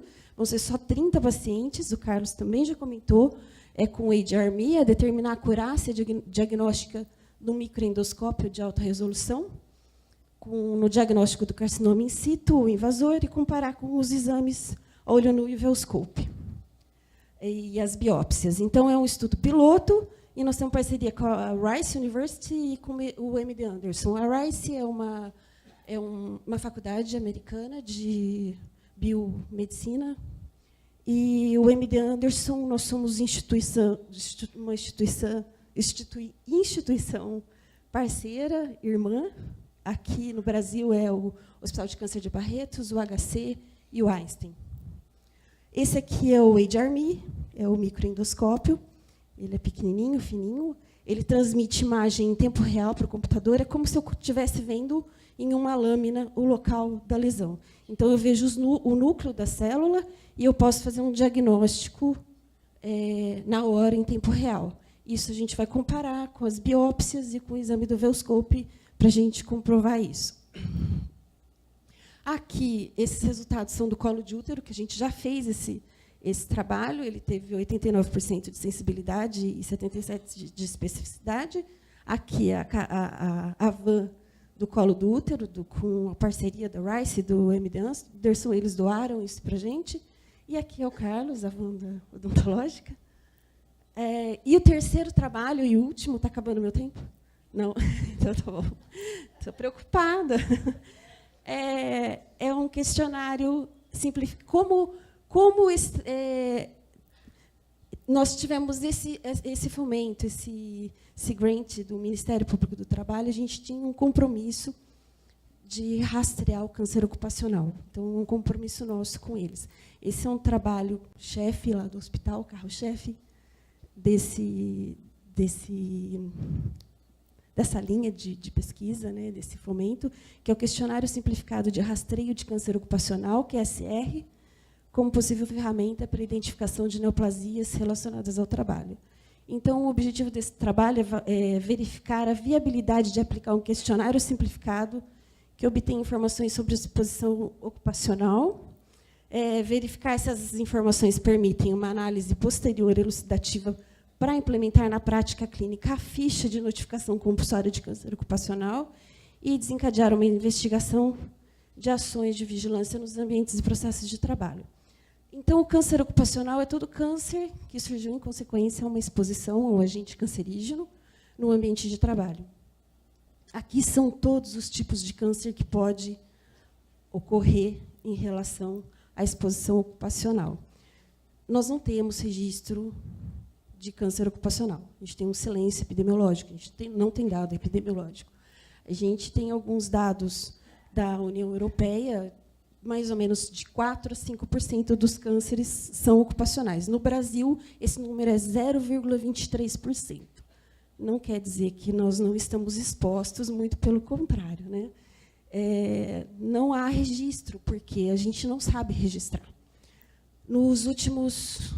De 2000 a 2014, no hospital, no nosso registro, nós tivemos 24 casos de mesotelioma. Mesotelioma é um tumor específico a pessoas expostas a asbestos, a amianto, e nós não tivemos nenhuma notificação. Em 2014, nós tivemos 3 casos de mesotelioma da mesma cidade, 2 casos da mesma família, e nós não notificamos. Então, há uma subnotificação, porque ninguém sabe notificar. O profissional não sabe, o paciente não sabe que ele está exposto, que ele foi exposto. Então, nós estamos fazendo esse trabalho para tentar colocar em prática essa notificação. E na cavidade bucal também, ele está presente no departamento de cabeça e pescoço, ele passa, a gente aplica o questionário.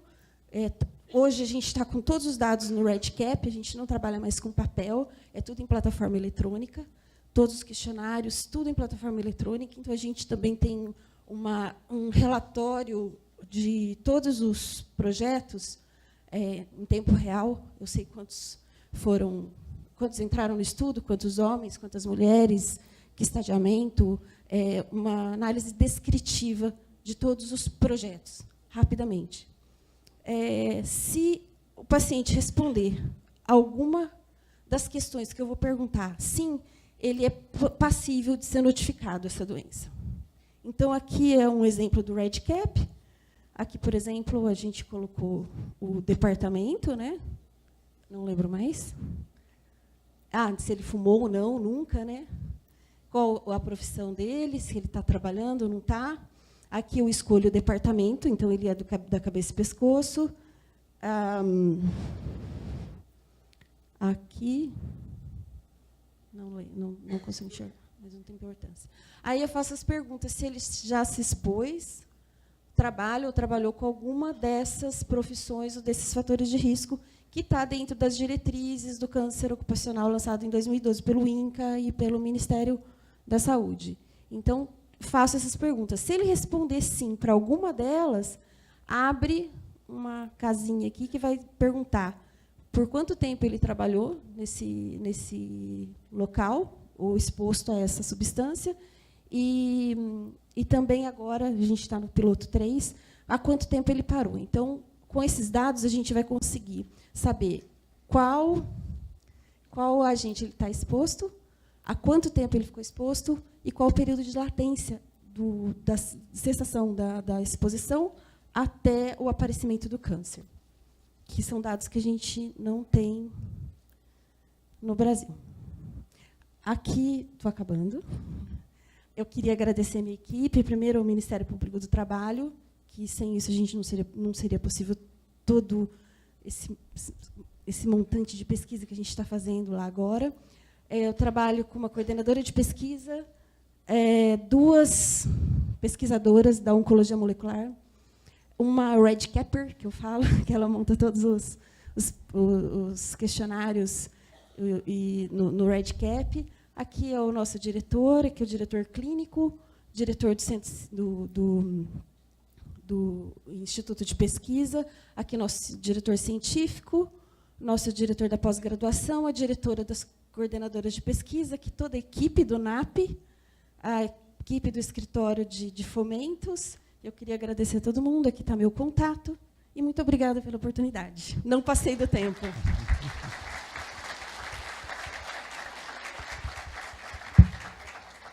Muito obrigado à doutora Fabiana. Eu só peço à técnica agora que suba ao telão, que nós montaremos a mesa aqui para a discussão do tema. Para isso, eu solicito aqui a presença à frente do doutor Francisco Chagas, que é o moderador desse tema, e a doutora Ângela Ali, que é a secretária desse tema discutido.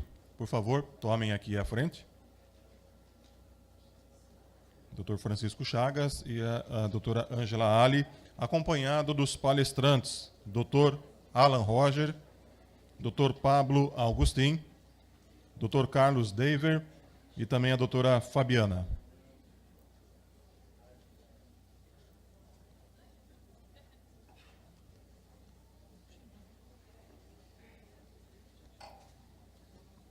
São 9h45, doutora Adriana, meia hora de discussão, né?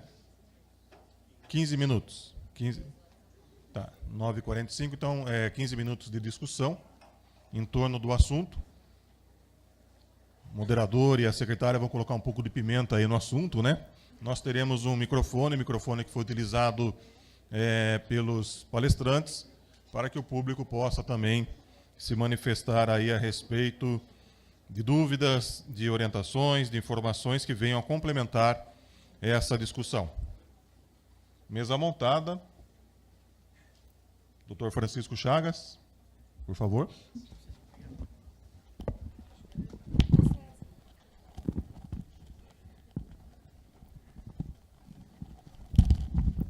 Bom dia.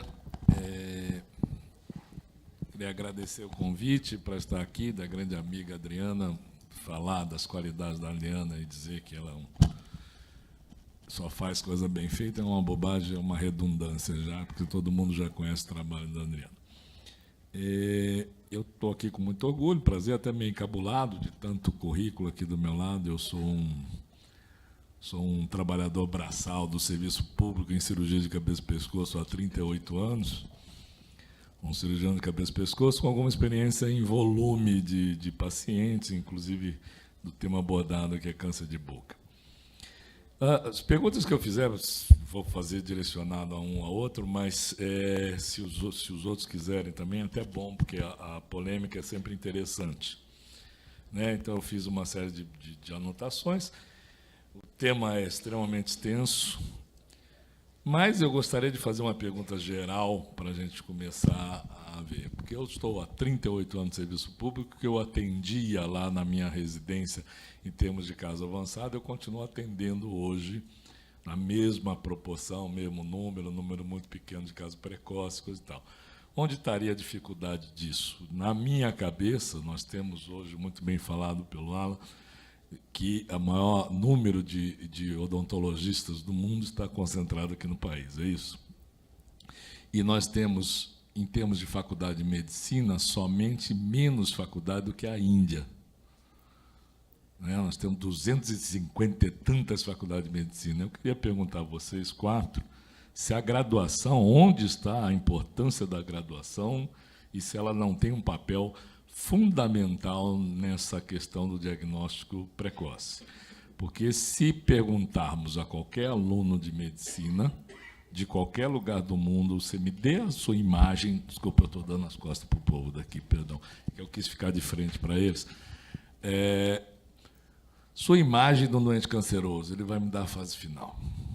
Né? Para os alunos meus, Falei, meu querido, até minha mãe de 90 anos faz esse diagnóstico, né? Magro, caquético, agônico, coisa e tal.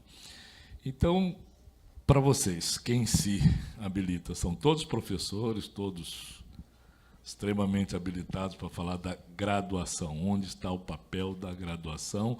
E se a gente que está investindo tanto dinheiro em pesquisa, coisa e tal, talvez se investíssemos um pouco mais na graduação, em termos de fazer a oncologia como uma matéria curricular.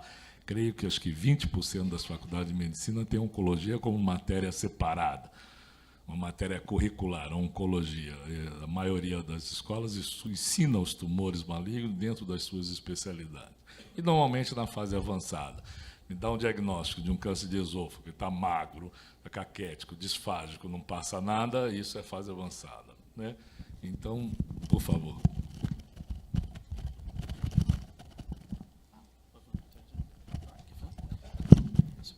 Bom, eu vou tomar a liberdade de fazer o primeiro comentário, então. Obrigado, doutor Francisco, pela oportunidade. Na minha pequena experiência, eu entendo que é um tema multifatorial. Acho que esse desafio não deveria ser discutido de modo compartimentalizado, né? Só a graduação ou só o diagnóstico tardio. Eu acho que ficou bastante claro aqui hoje que é um problema recorrente, o diagnóstico tardio. Nós temos, acho que o papel como educadores de tentar estimular isso na cabeça dos graduandos em odontologia.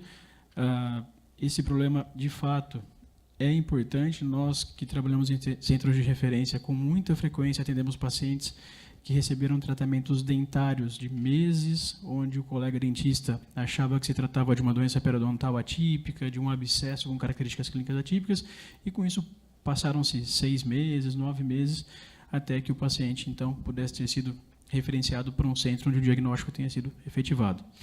Contudo, eu acho que existe um papel muito importante do doente nesse tipo de tumor especificamente. O carcinoma espinocelular de cabeça, pescoço e boca, sobretudo, tem um impacto muito importante do perfil socioeconômico e cultural do paciente. O Dr. Carlos chamou atenção de modo bastante claro com relação a isso nas estratégias deles em Barretos.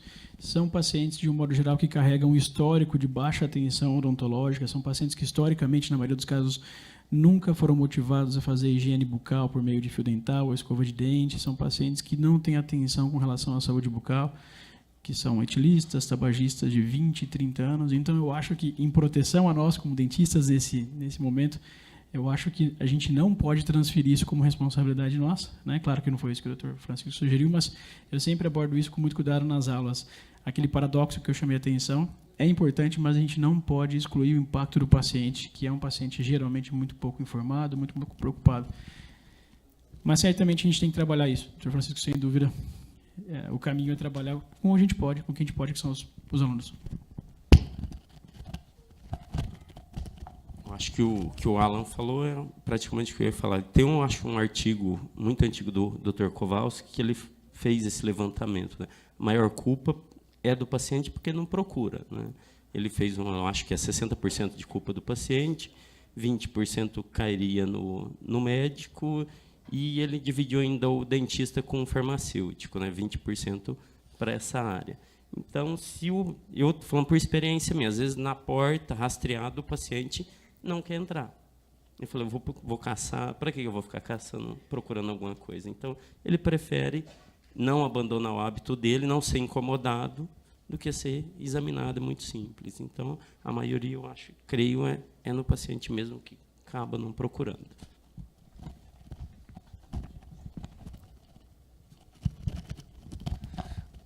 Eu acho que outro aspecto importante é não só fazer o diagnóstico precoce, mas esse paciente também ter acesso ao tratamento, né?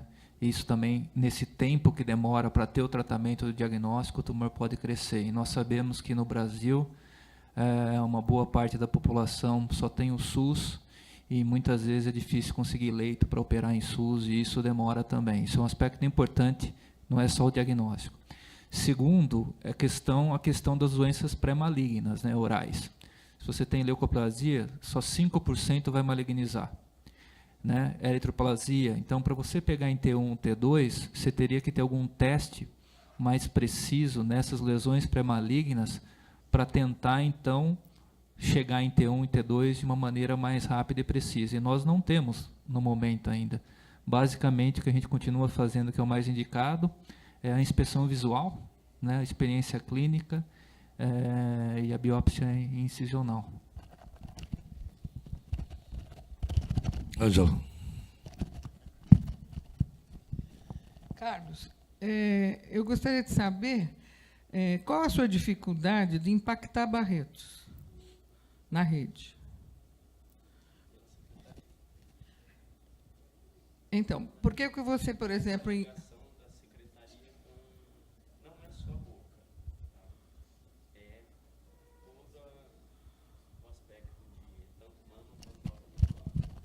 O medo maior da questão pública na prevenção, no diagnóstico, no rastreamento ativo, eu tive esse exemplo agora que o Barretos está levando uma unidade de prevenção para Campinas. Então, o medo que que aparece na cabeça do administrador de saúde pública é que vai aumentar muito o número de casos e a despesa vai ser impossível, nós não vamos conseguir dar vazão para esses casos diagnosticados. Eu acho que é um erro, porque não vai aumentar. Você vai aumentar no início com aqueles casos represados e depois vai entrar em uma rotina e não vai.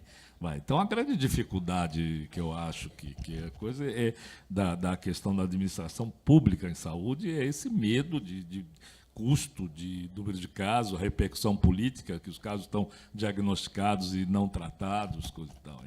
Esse é o grande medo. É a mesma pressão sua lá ou não?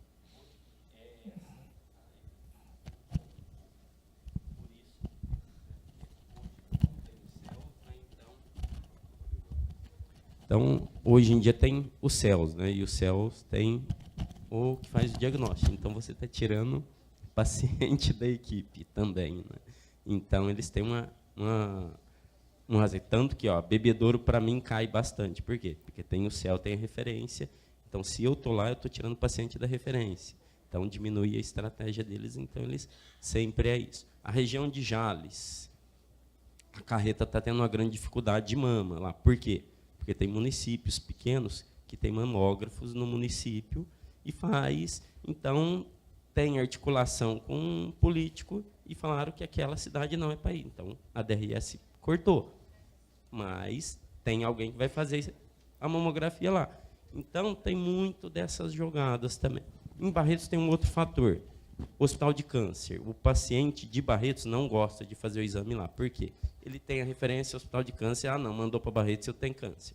Então, ele tem essa grande dificuldade também, por essa mentalidade dele achar que ele está com câncer. Até os que eu faço biópsia em caminho, uns já saem chorando. Até a gente orientar, falando, isso, ainda o senhor não tem câncer, nós estamos investigando alguma hipótese. Mas, na cabeça, falou Barretos, ele está com câncer.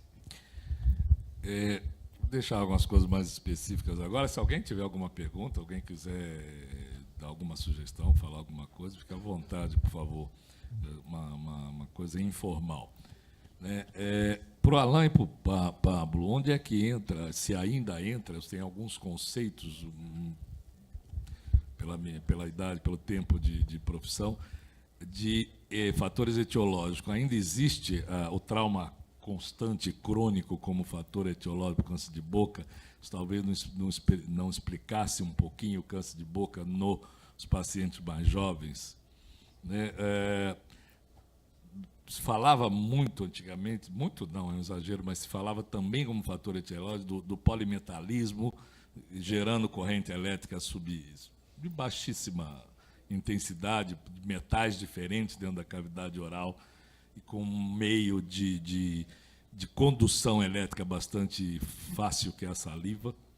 Né? Também seria, talvez, um fator, eu não vi vocês, outro fator que a gente comenta hoje seria o tabagista passivo. Eu tenho alguns casos de famílias inteiras que fumam, e uma única pessoa que não fuma foi quem desenvolveu um câncer de laringe. Né? Então, esse tabagista passivo é uma coisa importante, cada vez está caindo menos, porque, graças a Deus, até nas áreas livres de restaurante não é mais passível de fumar.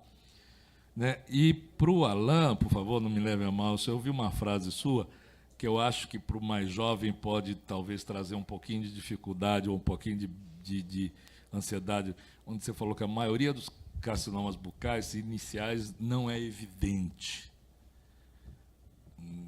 Evidente ele é, a pessoa que talvez não dê importância àquela coisa, porque confunde com sintomatologia menos importante, aftas e não sei o que mais. Então, eu acho que para a molecada, pessoal mais jovem, lesão de boca de mais de 15 dias, biopsia. Né? Então, o que vocês acham desses outros fatores etiológicos? Eu estou querendo aprender com vocês.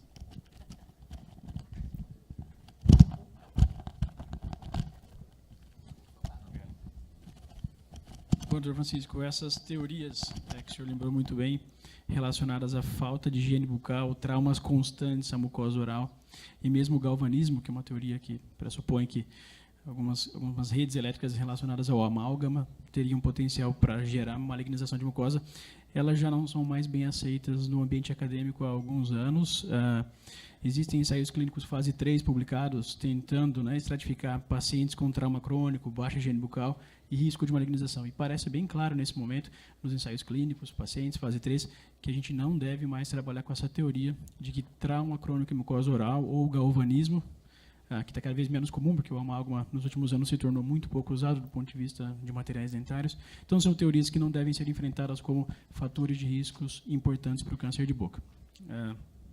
Dito isso, o comentário com relação às lesões não evidentes diz respeito à topografia. Eu estava me referindo especificamente à topografia, à anatomia de mucosa bucal. Se a gente estratificar aqueles locais mais frequentes de câncer de boca, carcinoma espinocelular de boca, a parte importante, uma porcentagem importante deles vai estar localizada em borda lateral posterior de língua, assoalho de boca, são anatomias, são áreas anatômicas não evidentes para o clínico.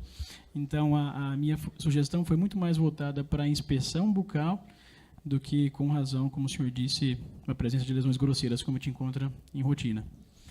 Só para complementar o último ponto da questão anterior sobre a dificuldade em termos de diagnóstico precoce no país, eu acho importante lembrar que esse desafio não é só brasileiro. Esse desafio, por mais que nós todos sejamos autocríticos com o país, eu acho que isso é bem importante para a gente. Diagnóstico tardio em câncer de boca é um fenômeno internacional. A maior parte dos Estados Unidos tem números muito parecidos com os nossos, oeste europeu, franceses, italianos, em alguns casos piores do que São Paulo, por exemplo. Então, a gente, claro, tem que ser autocrítico e tentar desenvolver isso da melhor maneira possível, mas carcinoma espinocelular de boca é um fenômeno internacional. O diagnóstico é tardio na maioria dos casos. Só complementando, concordo com o professor Alan falou, também na questão da graduação, né? É outro papel importante. Uma vez eu escutei o professor Crispin Scully tendo essa discussão, que ele foi na Bélgica, e lá na faculdade eles não faziam palpação, não indicavam a palpação de pescoço, né, como uma anamnese, o exame clínico do paciente. Então, só reforçar a importância da palpação de pescoço, que deve ser feita sempre. Assim, encerramos essa discussão, tá? Já deu os 15 minutos. Eu gostaria de chamar aqui à frente membros da comissão organizadora para prestar uma homenagem aos palestrantes. Solicito que compareçam aqui a Maria Lúcia Gil, por favor, a Rosemary Silva, Raquel Kobayashi, para que cada um faça uma entrega dos certificados e também um brinde aos palestrantes. Por favor, Eliana Galera, também compareça à frente com o certificado e um brinde aí para os palestrantes, para o moderador e também a secretária. Muito obrigado.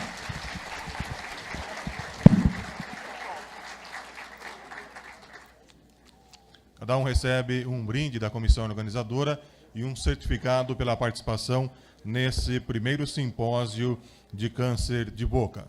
Agora, 10 horas, né? Nós vamos a um coffee break que será servido ali fora. Pedimos para que todos retornem de forma pontual às 10h30, tá? 10h30 a gente começará a discussão da segunda mesa.